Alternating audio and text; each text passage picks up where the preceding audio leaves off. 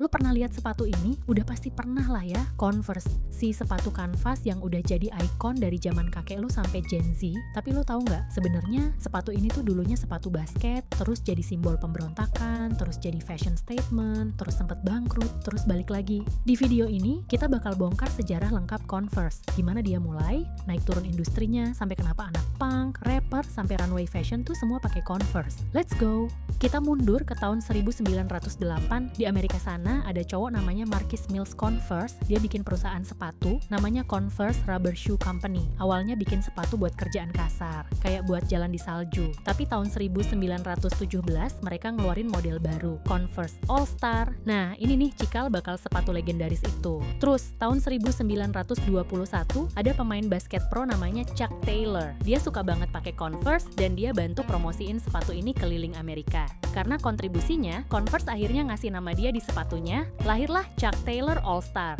Tahun 1940-an sampai 1960-an, Converse jadi raja sepatu basket. Bahkan dipakai pas Olimpiade. Semua pemain NBA waktu itu ya pakai Converse. Sampai tahun 1969, sekitar 90% pemain NBA pakai All Star. Gila nggak tuh? Tapi makin lama, teknologi olahraga berkembang. Muncul sepatu yang lebih empuk, lebih ringan, Converse mulai ketinggalan. Masuk ke era 70-an, sepatu ini mulai kehilangan pamor di dunia basket. Tapi jangan sedih dulu, justru di saat Converse pensiun dari lapangan basket, dia bangkit di dunia musik dan budaya pop. Tahun 70 hingga 80-an, anak-anak punk dan rock kayak The Ramones, Sex Pistols, sampai Kurt Cobain dari Nirvana, semua pakai Converse. Kenapa? Karena murah, gampang dicoret-coret, dan kelihatan gak nurut, simbol pemberontakan. Lanjut ke hip-hop, rapper kayak Ice Cube dan Dr. Dre juga sempat muncul pakai Converse, bahkan di video klip Enwa, Converse jadi bagian dari identitas gangsta rap. Walaupun keren di mata anak muda, Converse secara bisnis sempat kena badai. Tahun 2001, mereka resmi bangkrut. Persaingan sama Nike, Adidas, Reebok makin gila. Converse nggak bisa ngikutin inovasi, desainnya stagnan, marketingnya kalah. Tapi terus, tahun 2003, datang pahlawan. Nike beli Converse seharga $305 juta.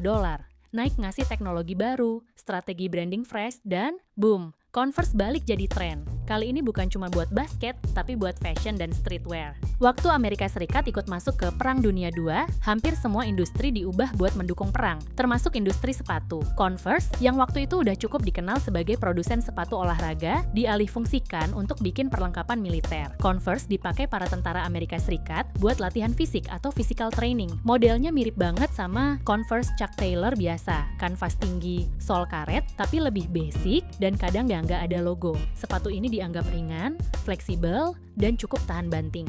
Pertanyaan penting, kenapa Converse nggak pernah mati? Jawabannya sederhana, fleksibel, dan penuh makna. Lo bisa jadi siapa aja pakai Converse. Mau anak punk, anak senja, anak band, anak TikTok, semuanya bisa relate. Dia bukan cuma sepatu, tapi simbol ekspresi diri. Lo bisa gambar di atasnya, bikin dirty look, atau keep it clean. Converse tuh kayak sahabat lama yang nggak pernah basi. Jadi itulah sejarah Converse, dari lapangan basket ke pentas budaya pop dunia. Sepatu yang pernah bangkrut, tapi sekarang malah jadi legenda. Karena sepatu boleh usang, tapi style lo jangan.